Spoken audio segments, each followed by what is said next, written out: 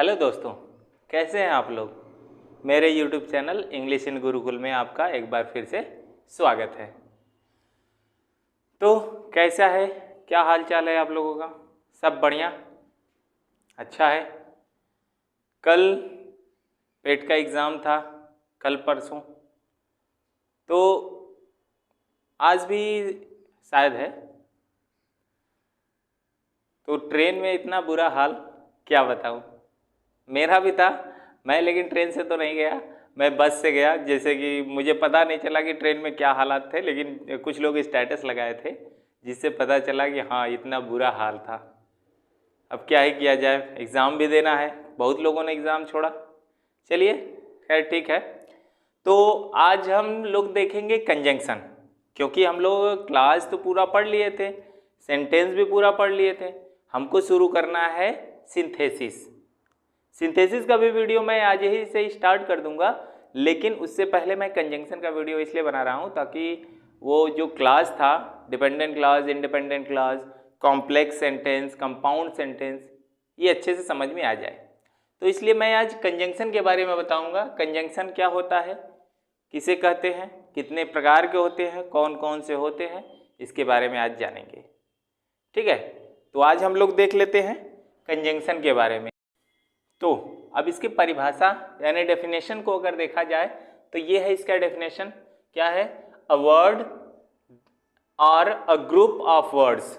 अब यहां बोला गया है अ वर्ड और a group of words that joins two words, two phrases और two clauses is called conjunction.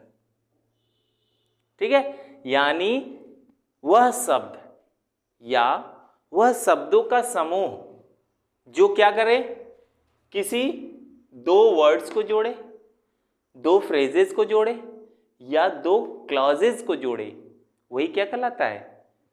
Conjunction कहलाता है। तो जब भी बात करते हैं जोड़ने की, किसी भी प्रकार की कोई भी चीज अगर जोड़ना होता है तो हम कंजंक्शन का ही यूज करते हैं। कंजंक्शन के अलावा हाँ एक और आता है जो कि जोड़ने का काम करता है, लेकिन कंजंक्शन जैसा आता है, जैसे कहते हैं रिलेटिव प्रोनाउन, वो भी जोड़ने का ही काम करता है। लेकिन यहाँ पे हम कंजंक्शन की बात कर रहे हैं तो केवल कंजंक्शन की बात करेंगे कि कंजंक्शन काम करता है जोड़ने का। कोई भी चीज जोड़ना है वहाँ पर इसका हम यूज करेंगे। तो अब हम लोग देख लेते हैं कंजंक्शन के टाइप के बारे में। जैसा कि मैंने बताया था, कंजंक्शन क्या करता है? जोड़ता है। जोड़ता भी तो है लेकिन दो तरीके से जोड़ता है। अब यहाँ पे मैंने लिखा हुआ है सारा, ये कंजंक्शन के दो टाइप मैंने बताया है। कंजंक्शन का एक टाइप है सबऑर्डिनेटिंग कंजंक्शन और दूसरा टाइप है कोऑर्डिनेटिंग कंजंक्शन। ठीक है, अब यहाँ पे इसकी डेफिनेशन यहीं से मिल जाएगा, क्योंकि जो सबऑर्डिनेटिंग कंजंक्शन होता है ये दो समान रैंक वाले को नहीं जोड़ता, यानी दो असमान रैंक वाले को, यानी दोनों अलग अलग टाइप के होते हैं, उसको जोड़ता है। जैसे कि यहाँ पे देखो, डिपेंडेंट और इंडिपेंडेंट क्लास को जो जोड़ता है वही कहलाता है क्या? Subordinating conjunction. और सबऑर्डिनेटिंग कंजंक्शन में कौन आता है? कॉम्प्लेक्स सेंटेंस, यानी कॉम्प्लेक्स सेंटेंस में सबऑर्डिनेटिंग कंजंक्शन आता है। कब? जब डिपेंडेंट और इंडिपेंडेंट क्लॉज सबऑर्डिनेटिंग कंजंक्शन के द्वारा जुड़ते हैं तो वहां पर एक कॉम्प्लेक्स सेंटेंस बनता है। ठीक, वैसे ही अगर कोऑर्डिनेटिंग की बात करें तो कोऑर्डिनेटिंग क्या करता है? कोऑर्डिनेटिंग कंजंक्शन समान रैंक को जोड़ता है, एक समान, एक लेवल पे, एक लेवल पे लोग हैं वो, ये नहीं कि एक नीचे एक ऊपर है और उसको जोड़ दे। वो उसको जोड़ने का काम कौन करेगा? सबऑर्डिनेटिंग। जैसे दो वर्ड्स को जोड़ना हो गया, केवल दो वर्ड्स को जोड़ना हो गया तो वो कौन जोड़ेगा? ये कोऑर्डिनेटिंग कंजंक्शन, क्योंकि समान लेवल के हैं। दो इंडिपेंडेंट क्लास को जोड़ेगा तो वो कौन जोड़ेगा? कोऑर्डिनेटिंग। तो ऐसा भी कर सकते हैं, समान रैंक को जोड़ने वाले कंजंक्शन को कोऑर्डिनेटिंग कंजंक्शन, या फिर दो इंडिपेंडेंट क्लास को जोड़ने वाले कंजंक्शन को हम कोऑर्डिनेटिंग कंजंक्शन कहते हैं। और जब भी दो इंडिपेंडेंट क्लास किसी कोऑर्डिनेटिंग कंजंक्शन से जुड़े होते हैं तो वो बनता है कंपाउंड सेंटेंस। बातें समझ आई? ठीक है, तो ये बातें हो गई। अब हम लोग क्या करेंगे, एक एक करके इसके सबऑर्डिनेटिंग कंजंक्शन और कोऑर्डिनेटिंग कंजंक्शन के बारे में। तो अब हम लोग देख लेते हैं यहाँ पर सबऑर्डिनेटिंग कंजंक्शन के टाइप। ये इतने टाइप हैं: time, place, reason, purpose, result, condition, comparison, manner, relative noun. देखो रिलेटिव प्रोनाउन ये कोई कंजंक्शन नहीं है, लेकिन ये कंजंक्शन के जैसे काम करता है, ठीक है। तो इसलिए हम इसको सबऑर्डिनेटिंग कंजंक्शन में भी रखते हैं। इसको सबऑर्डिनेटिंग कंजंक्शन में क्यों रखते हैं, थोड़ा सा कारण है। इसको कोऑर्डिनेटिंग कंजंक्शन में भी रखते हैं, लेकिन वो मैं कोऑर्डिनेटिंग कंजंक्शन में बताऊंगा कि वहां पे कैसे रखते हैं, यहाँ पे कैसे रखते हैं, ठीक है। तो यहाँ पर हम देखें तो टाइम वाले में क्या क्या आता है, व्हेन आ जाएगा, व्हेनेवर आ जाएगा, till, while, since, after, before, ये सारी चीजें हैं टाइम को बताने वाली। जितने भी कंजंक्शन है सब टाइम वाले में आएगा, और वो सब क्या होगा, सबऑर्डिनेटिंग कंजंक्शन ही होगा, ठीक।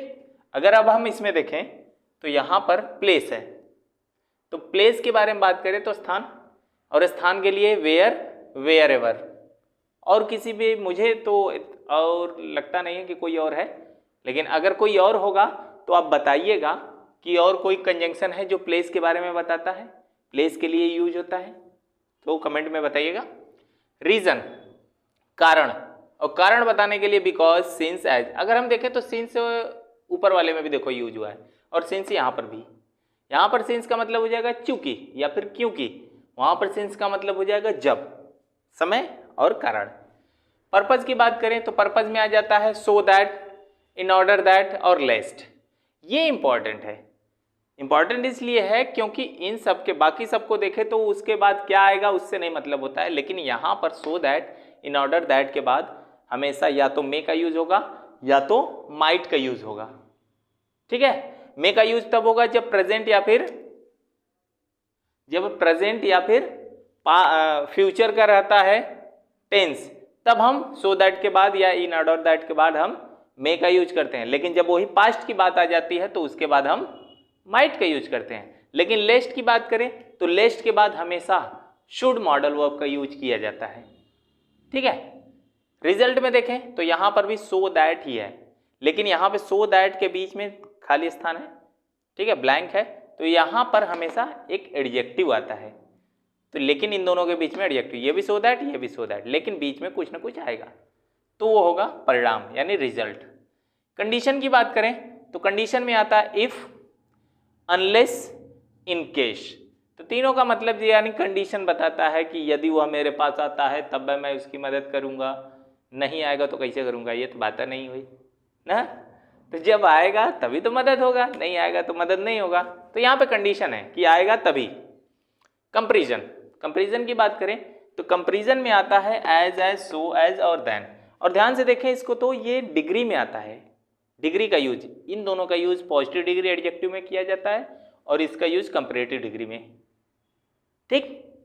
और मैनर, मैनर का मतलब होता है ढंग, कोई भी काम करने का ढंग कैसा है, किसकी तरह मैंने यह काम किया है, ठीक है। Do your work as he does, अपना काम करो जैसे वह करता है, तो वो हो जाएगा देखो ढंग, तरीका, मैनर, तो ये हो जाएगा ऐसे। तो इसका भी यूज करेंगे तो वो भी वो उसमें जाएगा। रिलेटिव प्रोनाउन, रिलेटिव प्रोनाउन की बात करें तो ये एडजेक्टिव क्लास मैंने बताया था, उसी में केवल यूज होता है रिलेटिव प्रोनाउन का, ठीक है।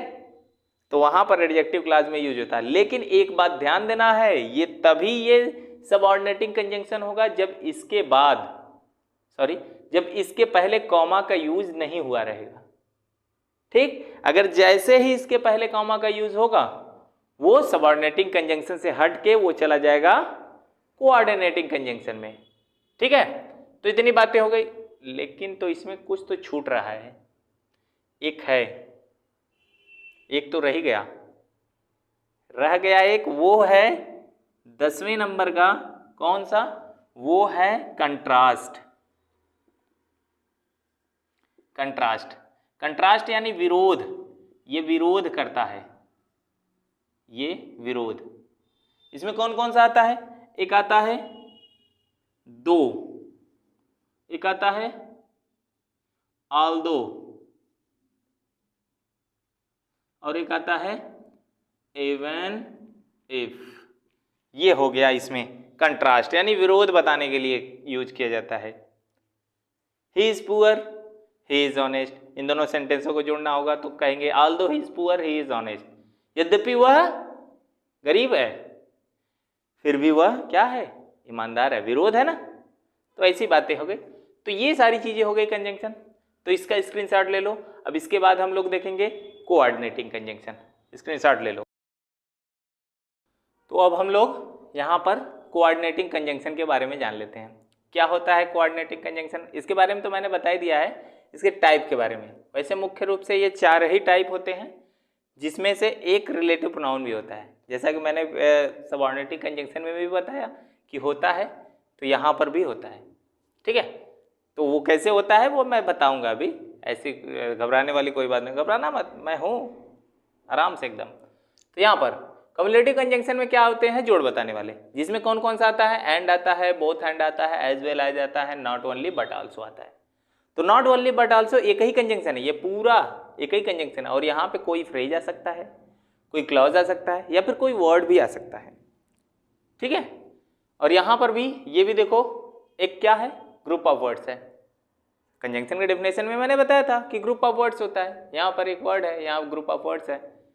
ठीक है, और अल्टरनेटिव क्या करते हैं, वैकल्पिक। वैकल्पिक मतलब क्या होता है, विकल्प ना, कोई एक चुनने की बात होती है या फिर कोई भी नहीं चुनने की बात होती है, तो वो होता है वैकल्पिक, जिसमें आता है आइदर और, नाइदर नॉर, और या फिर अदरवाइज, इनका यूज होता है वैकल्पिक में। ठीक, कोई काम किया जाए या फिर जैसे कहते हैं ना, या तो अंदर आओ या तो बाहर जाओ, इनमें से किसी का यूज कर सकते हैं। नाइदर नॉर का नहीं करेंगे, नाइदर नॉर का यूज तभी करेंगे जब दोनों सेंटेंस हमारा निगेटिव आता है। ना तो अंदर आओ ना तो बाहर जाओ, वहीं खड़े रहो ना, तो बहुत मार खाओगे।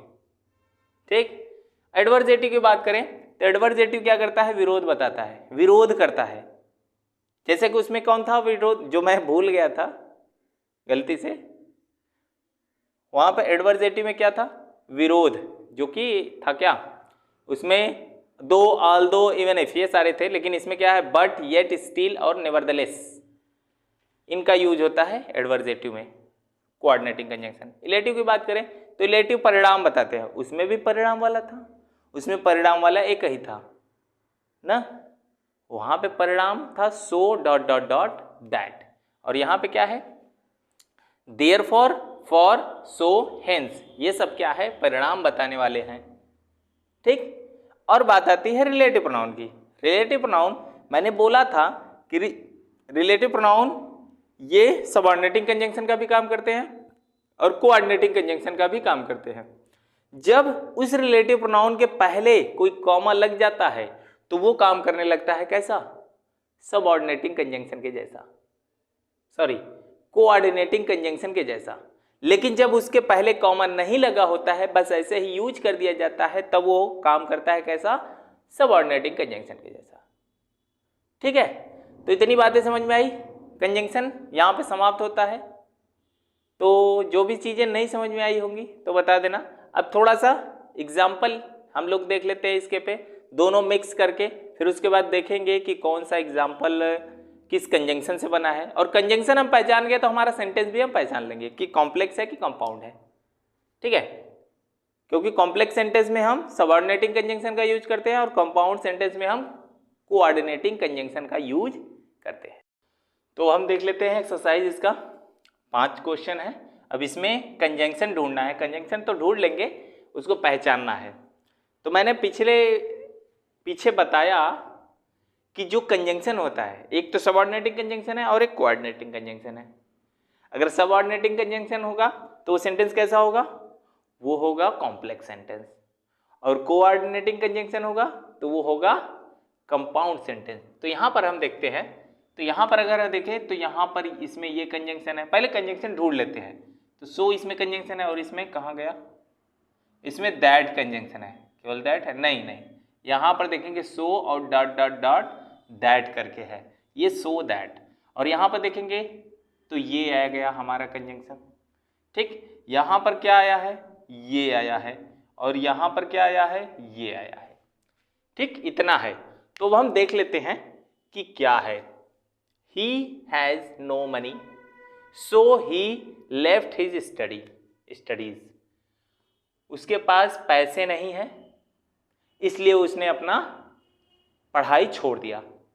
तो ये क्या है, सो आया है, तो क्या आया, इसलिए उसने अपना स्टडी यानी पढ़ाई छोड़ दिया। तो कौन सा ये है? सो देखेंगे तो किस में आया था? कोऑर्डिनेटिंग में या फिर सबऑर्डिनेटिंग में? इसलिए ये परिणाम बता रहा है ना, परिणाम बताने के लिए कोऑर्डिनेटिंग में सिंस, एज और बिकॉज का यूज होता है, लेकिन यहां पर परिणाम बताने के लिए देखो एसओ का यूज हुआ है, जो कि हुआ है क्या? ये कोऑर्डिनेटिंग कंजंक्शन है, और कोऑर्डिनेटिंग कंजंक्शन हो गया तो ये कौन सा सेंटेंस होगा? कंपाउंड। ठीक है, ये कंपाउंड सेंटेंस हो जाएगा, मैंने बताया था। और इसमें बात करें तो इसमें he was so poor that he could not by this book. वह इतना गरीब था कि वह इस किताब को खरीद नहीं सकता, खरीद नहीं सका। तो यहां पे भी रिजल्ट ही बताया, यहां पर रिजल्ट बताया जा रहा है कि so that, so dot dot that. तो मैंने बताया था सो दैट रिजल्ट में आया था, रिजल्ट क्या था? ये सो दैट, और रिजल्ट वाला आया था सबऑर्डिनेटिंग में। और सबऑर्डिनेटिंग कंजंक्शन अगर ये है तो ये सेंटेंस कौन सा होगा? कॉम्प्लेक्स। ये कॉम्प्लेक्स सेंटेंस हो जाएगा। बातें समझ आ रही? यहां पर I will treat you as you have treated me. मैं तुम्हारे साथ वैसा ही व्यवहार करूंगा जैसे तुमने मेरे साथ किया है। ये तो बदला हो गया, बदला ले रहा है कि यदि मतलब उसने जैसा व्यवहार किया है वैसे ही व्यवहार करेगा। तो देखो ढंग है, ढंग बता रहा है ना, मैनर। और मैनर किस में आया था? सबऑर्डिनेटिंग में कि कोऑर्डिनेटिंग में? तो सबऑर्डिनेटिंग में आया था। तो सबऑर्डिनेटिंग में है तो ये सेंटेंस कौन सा होगा? कॉम्प्लेक्स, कॉम्प्लेक्स सेंटेंस में होगा। ठीक, यहां पर बात आती है, यहां पर देखेंगे ये दोनों रिलेटिव प्रोनाउन है, रिलेटिव प्रोनाउन है तो यहां पर रिलेटिव प्रोनाउन हो जाएगा। तो ये देखेंगे ये कॉम्प्लेक्स में है, कंपाउंड में है। तो I met Harish who gave me a book. मैं हरीश से मिला जिसने मुझे बुक दिया। क्या है? ये तो दोनों में आता है, लेकिन एक पॉइंट का हमको ध्यान देना है कि यहां पर क्या लगा है? कॉमा लगा है। कॉमा लगा है, जब भी कॉमा लगा रहेगा रिलेटिव प्रोनाउन के साथ तो वो रिलेटिव प्रोनाउन कैसा काम करेगा? कोऑर्डिनेटिंग के जैसा काम करेगा। तो इसलिए ये क्या हो गया? ये हो गया कंपाउंड। कोऑर्डिनेटिंग मतलब कंपाउंड सेंटेंस बनेगा। ठीक, और वही रिलेटिव प्रोनाउन देखो, वही तो नहीं है, मतलब उसका पड़ोसी है हु का, यहां पर कॉमन नहीं लगा है। तो इसका मतलब है कि ये क्या हो गया? कौन सा सेंटेंस हुआ? ये हो गया हमारा कॉम्प्लेक्स सेंटेंस। तो यहां पर हमारा कंजंक्शन समाप्त होता है, द एंड होता है, फिनिश होता है, कंप्लीट होता है, अकम्प्लीश्ड होता है।